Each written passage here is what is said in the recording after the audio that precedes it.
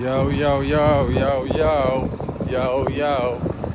I'm on my daily getting out of the fucking house. My kids go to bed at 8:30 or whenever. And now, between now and when they go to bed, it's just, I'm always ready to fucking lose my shit. Because they're annoying. I'm just like, just go to fucking bed. They're like, 8:30. Anyway, so I'm going to the CVS to buy, I have a coupon, $6 off if I spend $30. And I got that kind of fucking cash. So I'm going to spend $30.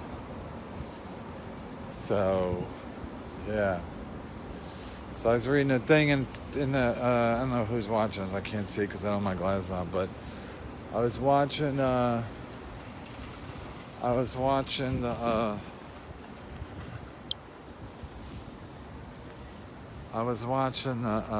shit.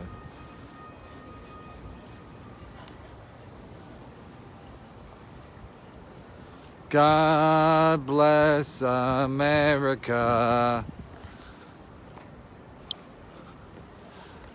They used to sing that at the Flyers game. Gina will tell you that. God bless America. They would sing that. Kate Smith version when the Flyers needed a victory, like in the playoffs. No, when they play the national anthem and they play the Canadian national anthem, which is to me a better song. Anyway, maybe I should be extradited because of that, but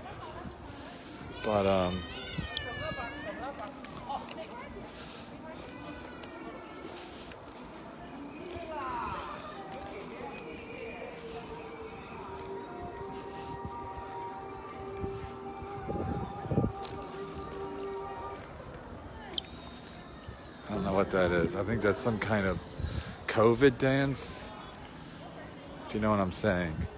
Anyway, so anyway, Kate Smith would sing, they would play, she wasn't there. Sometimes she would show up. Like, I think in the 70s, the first time the Flyers won the Stanley Cup, 1973, I think, against Boston. They had a good team. They had Bobby Orr, one of the Espositos, I think, they're still on the team. Anyway, that was the first time the Flyers won the Stanley Cup, and that was fucking crazy because they were the only team in Philadelphia that was good. But they brought Kate Smith out to sing God Bless America. And it was fucking crazy. Like, the place went nuts. You could hear it even watching on TV. You could hear and the Flyers won. I think it was Game 6. And if they hadn't won Game 6, they were going to go to Game 7 to Boston. They would have probably lost. So Game 6 was like Game 7. I think they won 2-. I think they were winning 1-0. I'll look it up when I go home. But I think they were winning 1-0. And then they scored a empty net goal at the very end. So it was basically like a fucking hair-raising game. I remember it was close as shit. So it was either 2-1 or 1-0. And I think the Flyers scored an open empty net goal in the last minute. So, but anyway, those are good times. So yeah, no, but I just read an article about Cuomo said he's not going to open Madison Square Garden. Venues like that. And they're actually mentioning comedy clubs. I think it's because Seinfeld and Senator Schumer were at the Gotham trying to get that law passed, that Save Our Stage Act passed. So that's why Cuomo's probably addressing it, because he mentioned Madison Square Garden and comedy clubs, like the two go hand in hand. And he said it's not essential. Comedy clubs are not essential. He goes, we all need to laugh, but they're not essential. And when you read that, you're like, that's what I've been saying. It's like, how many comedy clubs are there in New York? There's 10. And how many restaurants are there? Thousands, because food is essential. If you don't eat, you fucking die. So, laughter's not essential. Laughter's good, but it's not essential. So I've been saying that this whole time. But, I was thinking, it's even less essential than comedy. It's like poetry. That's why there's no poetry clubs, because poetry is just garbage. It's not essential. It serves no purpose. I remember when I was in college, you had to take these stupid poetry classes. And the teacher would be like, would say, what's that? What do you think that poem means? I'm like, first of all, who gives a fuck what the fucking poem means? And maybe the author should be more direct and more clear with what he's trying to say, the poet, so we didn't have to figure it out for ourselves. Maybe he could just fucking tell us. And that's why comedy is far superior to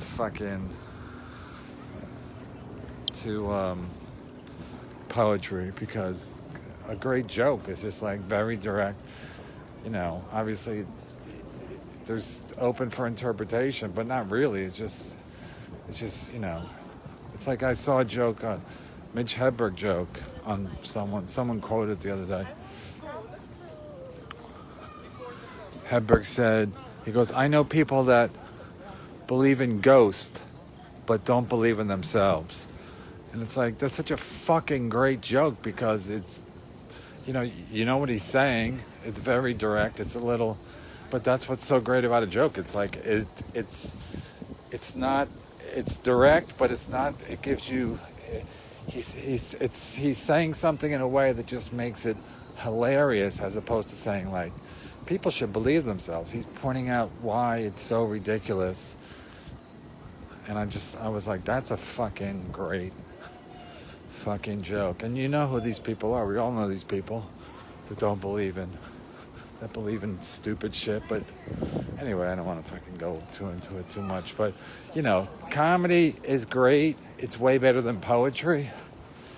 But unfortunately, it's not fucking essential. So they're just dragging their feet, because they're like, listen, people got to eat and people can't get sick. But in the meantime, comics are like, because comics, as a comic, you think it's like, it's essential because it's what you do for your job and what you want to do for your, like, it's like that's like your life's passion. I hate to be sounding like a jerk off now, but it's like people at comics that, even like, before I started, I would watch like comics and I'd be like, my God, that's fucking amazing. You would just get amazed that one guy could make the whole club laugh, just basically seemingly at will. So, but it's not essential. And when Cuomo said it, I was like, unfortunately, it's true, because if you don't eat, you die. So it's just basic math. That's why restaurants and food stores and the CVS's are fucking popular. But comedy is great. It's not always great. I mean, a lot of comics suck. And you know who they are. Well, you don't even know, but a lot of comics suck. So that's part of the problem. Like, if more comics were like really great, people would be like, comedy's great, but people go to comedy clubs. I don't know who told me this one time. People go to comedy clubs, and he said they always have a look on their face. A lot of times they have a look on their face, like when they're leaving, they have a look on their face like, I thought it was going to be better. I don't know if Steve Marshall told me that, where he's like, but he works at Dangerfields a lot, but so they probably do leave Dangerfields thinking that.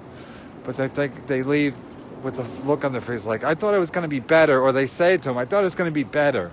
So I'm not saying comics have to be, it's better for me if comics aren't better, because then maybe I can work. But I know I'm saying a lot of shit, but I just had to get out of my house. So now I'm going to go into the CVS, put my mask on. And,